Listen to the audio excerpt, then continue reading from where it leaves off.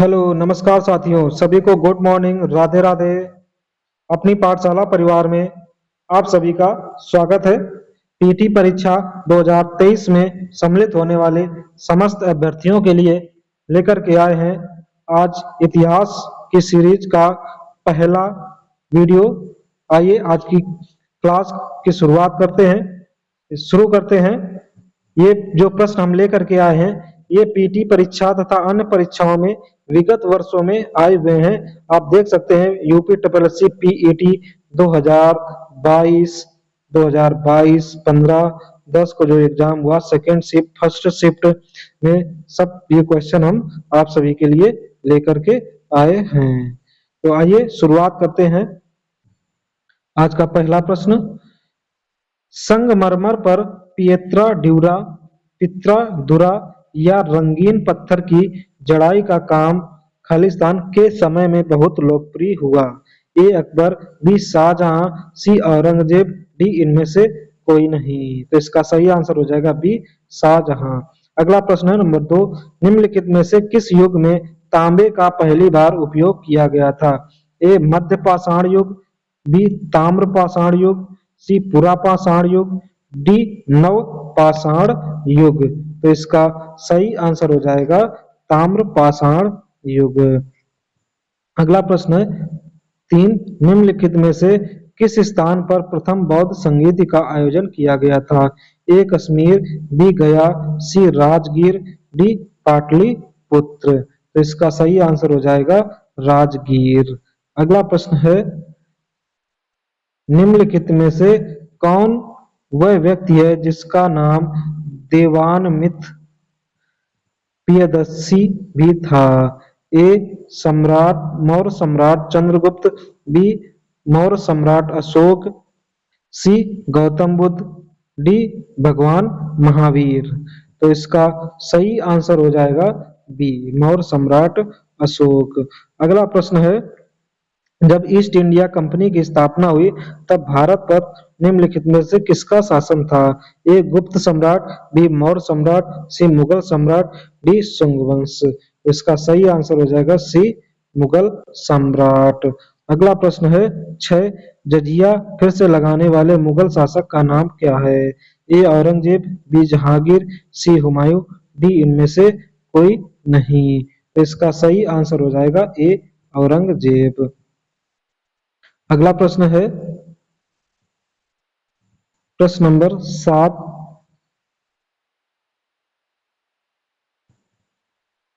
गौतम बुद्ध ने सारनाथ में अपना पहला उपदेश दिया था।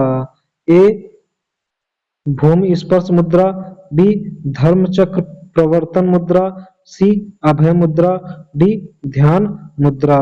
तो इसका सही आंसर हो जाएगा बी ध्यान धर्मचक्र प्रवर्तन मुद्रा।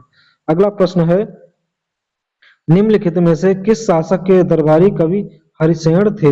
ए समुद्रगुप्त, बी स्कंदगुप्त, सी कुमारगुप्त, डी इनमें से कोई नहीं। तो इसका सही आंसर है ए समुद्रगुप्त।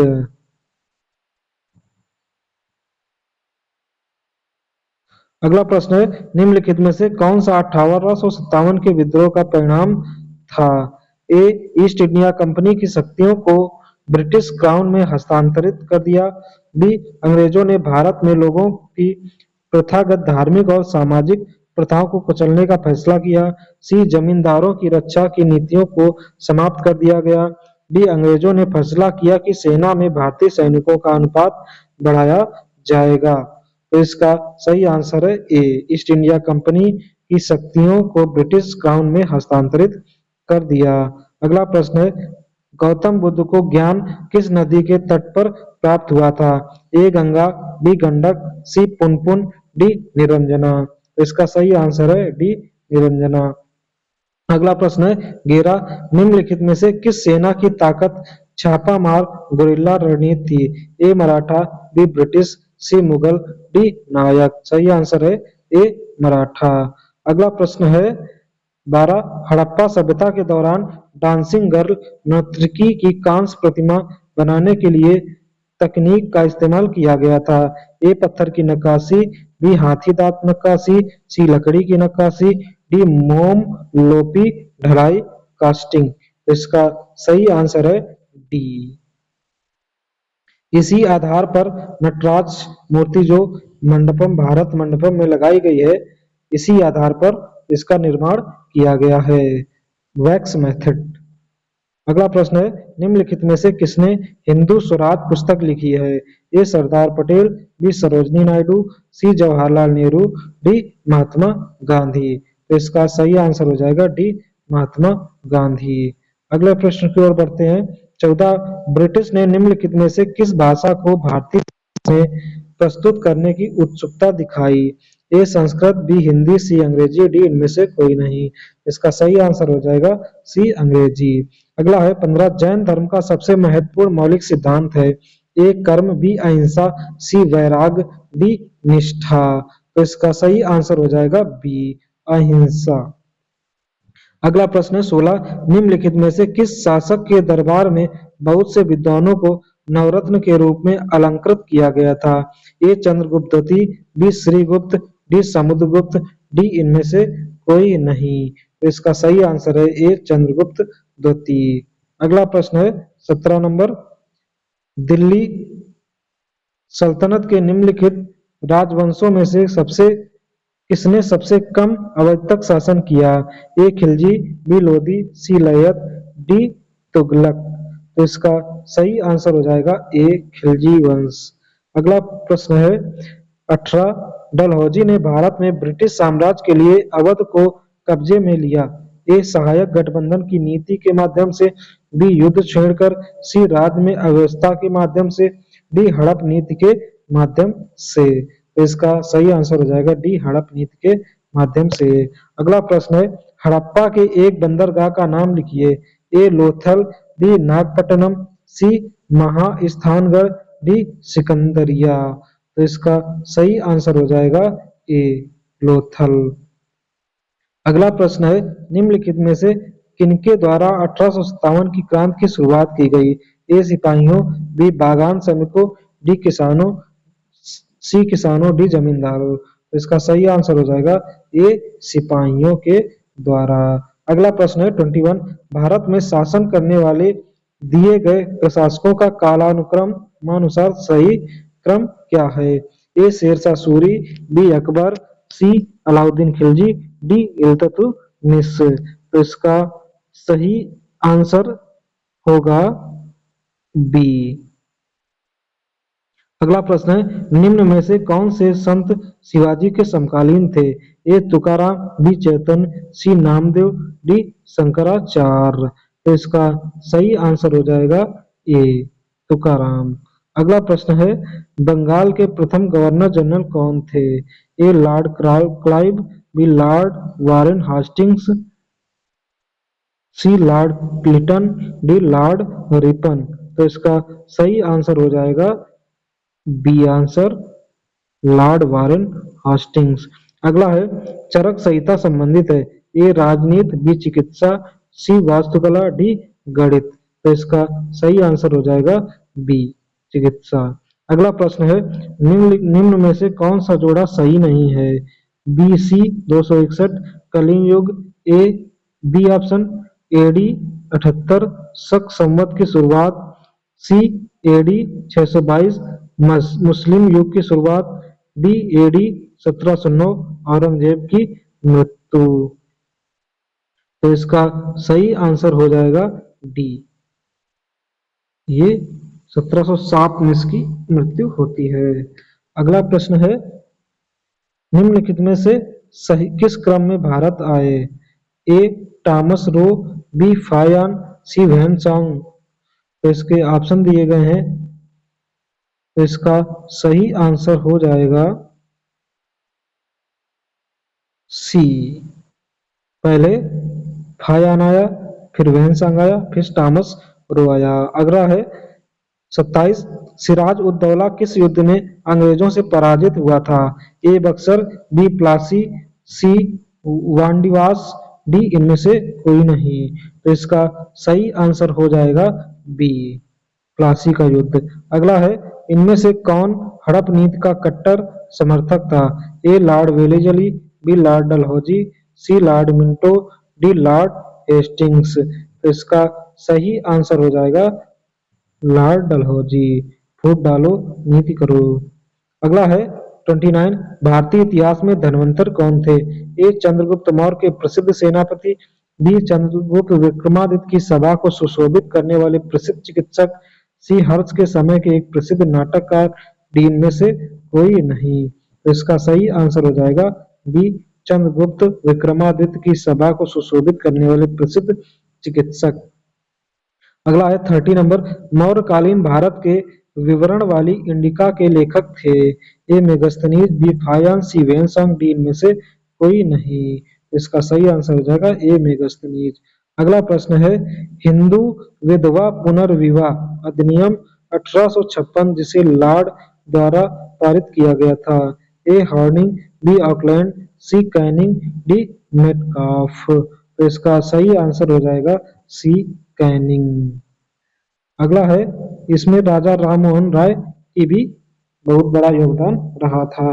अगला है 32 1891 में बी एम मालाबारी के प्रयासों को तब फल मिला जब सहमत की उम्र अधिनियम को पारित किया गया जिसके अनुसार खालिस्तान वर्ष से कम की बालिका को विवाह पर प्रतिबंध था। ए 14 वर्ष, बी 12, सी 18, डी 16। तो इसका सही आंसर हो जाएगा बी 12 वर्ष। अगला प्रश्न है 33। 1795 और 1804 के बंगाल विनियमन अधिनियमों ने घोषित किया? ए सती प्रथा को अवैध, बी कन्या हत्या को अवैध, सी विधवा पुनर्विवाह को वैध, डी बाल विवाह को अवैध। तो इसका सही आंसर हो जाएगा बी कन्या हत्या को अवैध। अगला प्रश्न है 34। हंटर आयोग ने किसके विकास पर अधिक बल दिया? ए प्रारंभिक शिक्षा, बी माध्यमिक शिक्षा, सी स्त्री शिक्षा, डी तकनीकी शिक्षा। तो इसका सही आंसर हो जाएगा ए प्राथमिक शिक्षा। अगला प्रश्न है भारत में यातायात व्यवस्था ट्रैफिक सिस्टम की शुरुआत का श्रेय किसको जाता है? ए भारतीय शासक, बी ब्रिटिश शासक, सी मुगल शासक, डी डच शासक। तो इसका सही आंसर हो जाएगा ब्रिटिश शासक। अगला प्रश्न है सर्वप्रथम महालवाड़ी प्रणाली कहाँ लागू की गई थी? ए बिहार, बी उत्तर प्रदेश, सी महाराष्ट्र, डी मद्रास। तो इसका सही आंसर है उत्तर प्रदेश।